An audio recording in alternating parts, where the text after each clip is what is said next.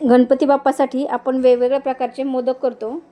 यावर्षी आपण Oreo biscuit वापरून मोदक बनवणार आहोत। तर तुम्ही बघू शकता किती जबरदस्त कलर याला आलेला आहे। कट केल्यावर तर बघा किती सुंदर दिसत आहे हा। चला तर मग पटकन सुरू करूया आजची रेसिपी। श्री स्वामी समर्थ सर्वांना। मी भाग्यश्री आणि भाग्यश्रीज होम किचन मराठीमध्ये तुम्हा सर्वांचं स्वागत करते। त्या अगोदर सर्वांना गणेश उत्सवाच्या खूप खूप शुभेच्छा। दरवर्षी आपण वेगवेगळ्या प्रकारचे मोदक बनवत असतो। उकडीचे, तळणीचे आपण आपल्या चॅनलवर अपलोड केलेले आहेत ते व्हिडिओ, ते नक्की जाऊन बघा। आणि आपण आता हा तिसऱ्यांदा मोदकाचा प्रकार करत आहोत, तो म्हणजे ओरिओ बिस्किटपासून। आणि एकदम 10च मिनिटात ही रेसिपी होते। बघू शकता आता मी इथे ओरिओ बिस्किट घेतलेले आहेत आणि त्याच्यामधले क्रीम सेपरेट करून घेते मी। तुम्ही पूर्ण व्हाईट ही घेऊ शकता, म्हणजे व्हाईट मिळाली तर चांगलंच आहे। मला मिळाली नाही म्हणून मी थोडेसे चॉकलेटी पण वापरले त्याच्यामध्ये। तर आणि मस्त तुकडे करून आहे ना हे मिक्सरला ग्राइंड करून घ्यायचे। अगदी 20 ते 30 सेकंदात ह्याची पावडर तयार होते, खूप वेळ लागत नाही आणि एकदम फाईन अशी पावडर तयार होते, तुम्ही बघू शकता। आणि आपण आता याला एखाद्या ताटात काढून घेऊया आणि त्याच्यानंतर आपल्याला याला छान मळून घ्यायचं आहे। मळायलाही वेळ लागत नाही, एकदम लगेच ते चिकटपणा असल्यामुळे ते पटकन होतं। आणि लागेल तसं थोडं थोडं आपल्याला दूध वापरायचं आहे याच्यामध्ये, 1-2 चमचेच टाकत राहायचे, एकदाच ओतायचं नाही जेणेकरून ते खूप पातळ होईल। आणि ह्याला कमीच लागतं तसं, ऑलरेडी त्याचा चिकटपणा वगैरे असतं त्याच्यामुळे।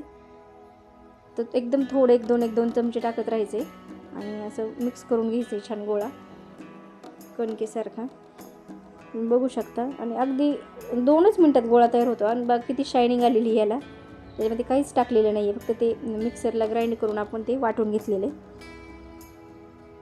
आणि आता हा आपण गोळा बाजूला ठेवूया आणि आता त्याच्यामधली क्रीम आहे ना ती त्याच्यामध्ये थोडंसं डेसिकेटेड कोकोनट टाकू आणि त्याचा पण एक गोळा तयार करून घेऊया। हे बघा, हे बघू शकता, हे आहे डेसिकेटेड कोकोनट। तुम्ही ह्याच्यामध्ये ड्रायफ्रूट्स यूज करू शकता, पण मी फक्त कोकोनट यूज केलेले जेणेकरून त्याची नॅचरल चव जायला नको। याच्यामध्ये तुम्ही तुमच्या पद्धतीने व्हेरिएशन करू शकता, तुम्हाला जे ॲड करायचं आहे ते मध्ये तुम्ही फ्लेवर पण वेगवेगळे थोडेसे ॲड करू शकता याच्यामध्ये।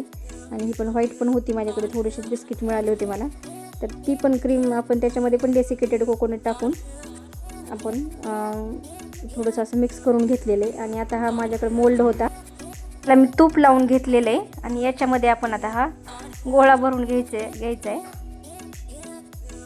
अशा प्रकारे। मध्ये असं मोकळं पण नाही राहिलं पाहिजे। आणि याच्यामध्ये पण मी आता चॉकलेटी गोळा भरून घेणार आहे। फिलिंगमध्ये तुमच्या म्हणजे पद्धतीने तुम्ही करू शकता,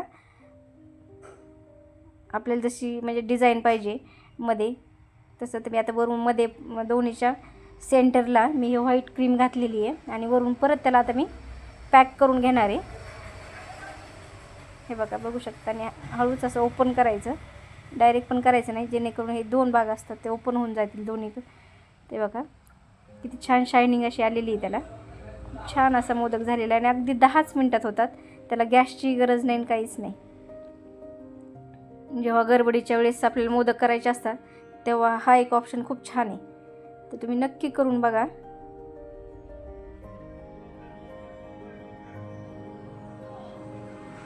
खूप छान असा मोदक। माझ्याकडे हे डेकोरेशनचे बॉल होते ते मी त्याच्यावर टाकल्यावर आपल्याला छान असा आपला मोदक तयार झालेला आहे। नक्की करून बघा, डेकोरेट करा। मला नक्की कमेंटमध्ये सांगा की किती वेळात झाला आणि किती म्हणजे छान पण झाला।